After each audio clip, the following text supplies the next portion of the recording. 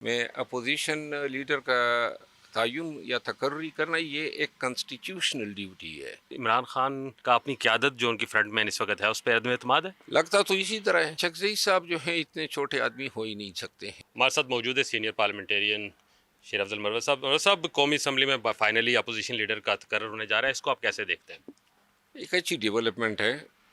قومی اسمبلی اور سینٹ میں اپوزیشن لیڈر کا تعین یا تقرری کرنا یہ ایک کانسٹیٹیوشنل ڈیوٹی ہے، اور جتنے دن یہ خالی رہے یہ بھی قابل افسوس ہیں، لیکن بہرحال دیر آید درست آید، اور اچھی بات ہے۔ اپوزیشن لیڈر کے آنے سے دونوں ایوانوں میں جو ایوان کی کارروائی ہے وہ آئین و قانون کے مطابق چلے گی، اور ہو سکتا ہے کہ یہ اچھا فیصلہ جو ہے وہ آنے والے وقت میں کسی مفاہمت کے لیے راستہ ہموار کرے۔ دونوں اپوزیشن لیڈر جو آ رہے ہیں، چکزئی صاحب بھی اور ایم ڈبلیو ایم کے لیڈر بھی، آغا صاحب، وہ دونوں تحریک انصاف سے نہیں ہیں، تو کیا یہ عمران خان کا اپنی قیادت جو ان کی فرنٹ مین اس وقت ہے اس پہ عدم اعتماد ہے؟ لگتا تو اسی طرح ہے، کیونکہ اور تو کوئی وجہ نہیں ہو سکتی ہے۔ دوسری بات یہ ہو سکتا ہے خان صاحب کے ذہن میں یہ بات ڈالی گئی ہو کہ جو اپنے لوگ ہیں وہ اتنی بہتر طریقے سے پرفارم نہیں کریں گے، تو اینی ہاؤ جو بھی ہیں، لیکن یہ پارٹی کی اپنی ترقی کے لیے یا پارٹی کے اپنے مستقبل کے لیے کوئی اچھی پیش رفت نہیں ہے۔ چکزئی صاحب کا جو ماضی ہے، انہوں نے میاں نواز شریف ان کے ساتھ بڑا عرصہ سیاست کی یا ان کے الائن میں رہے ہیں، تو کیا یہ کوئی فرینڈلی اپوزیشن لیڈر تو نہیں بننے جا رہا، یا اسی بنیاد پر جو ہے وہ اسپیکر قومی اسمبلی تیار ہوئے ہیں چکزئی کو اپوزیشن لیڈر نامزد کرنے کے لیے؟ نہیں، اچکزئی صاحب جو ہیں اتنے چھوٹے آدمی ہو ہی نہیں سکتے ہیں کہ پی ٹی آئی کے ووٹوں سے اپوزیشن لیڈر بن کے کسی اور کے لیے فرینڈلی ہو جائے۔ وہ ایک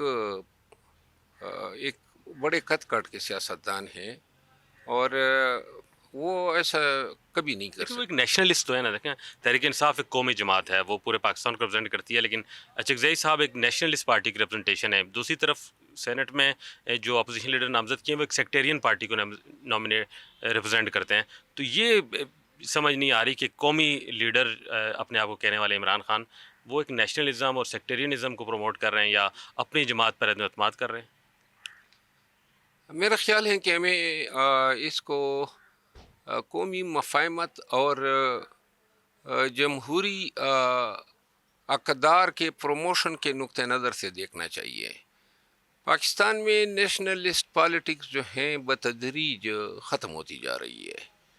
اب نیشنلزم پاکستانیت کا دوسرا نام ہے، اور یہی بات جو ہے اب تقریباً ہر لیڈر کرتا ہے، چاہے جتنے نیشنلسٹ لیڈر ہیں وہ بات پاکستان کی جب ہوتی ہے یا پاکستان کے وقار کی یا ریاست کی یا نیشنل سیکیورٹی کی، اس پہ تمام نیشنلسٹ لیڈر کا موقف ایک ہی ہے، اور محمود خان کا بھی یہی موقف ہے۔ تحریک انصاف کی جو مین جہاں تک لیڈرشپ ہے، آپ نے دوسرے ہمارے اپوزیشن لیڈر جو سینٹ میں متوقع ہیں، میں نہیں سمجھتا ہوں کہ وہ ایک سیکٹیرین پارٹی کا لیڈر ہیں۔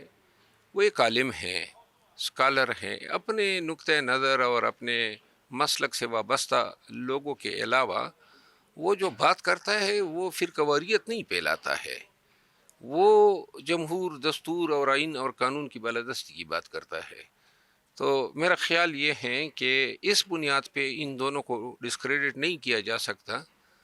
ہاں، البتہ پی ٹی آئی کے لیے میں نے جس طرح کہا کہ پی ٹی آئی کے لیے یہ چیز جو ہے آنے والے وقت میں شاید کبھی تانا بن جائے ان تمام لیڈروں کے لیے جو ابھی ایوانوں میں بیٹھے ہیں لیکن اس قابل یا اس جوگے کنسیڈر نہیں ہوئے۔ بیرسٹر گور ہیں، اسد کیسر ہیں، اور بھی بڑا نامور لیڈر ہیں، وہ یہ سوچ تو رہے ہوں گے کہ ہم پہ ہمارے لیڈر نے عدم اعتماد کر دیا ہے۔ ہاں، یہ یقیناً یہی سوچ ہوگی ان کی۔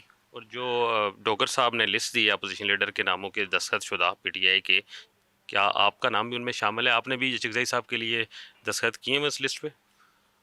میں اگر کوئی مجھ سے رابطہ کرتا تو میں کرتا، مجھے تو کسی نے کہا ہی نہیں ہے، لیکن اگر مجھے لسٹ فراہم کی جائے، نہ بھی کیے ہیں، تو مجھے اس درخواست کا ایک سگنیٹری تصور کرے۔ آپ عمران خان کو بہت بہتر جانتے ہیں، ایک یہ بھی تاثر ہے کہ ان کی اپوزیشن لیڈر نامزدگی یہ بزدار ماڈل کا تسلسل ہے. عمران خان نہیں چاہتے کہ ان کی پارٹی کے اندر سے کوئی اس طرح سے لیڈر ایمرج کرے جو ان کے لیے بعد میں پرابلم پیدا کرے. میرا خیال ہے یہ سوچ ابھی کی ہے.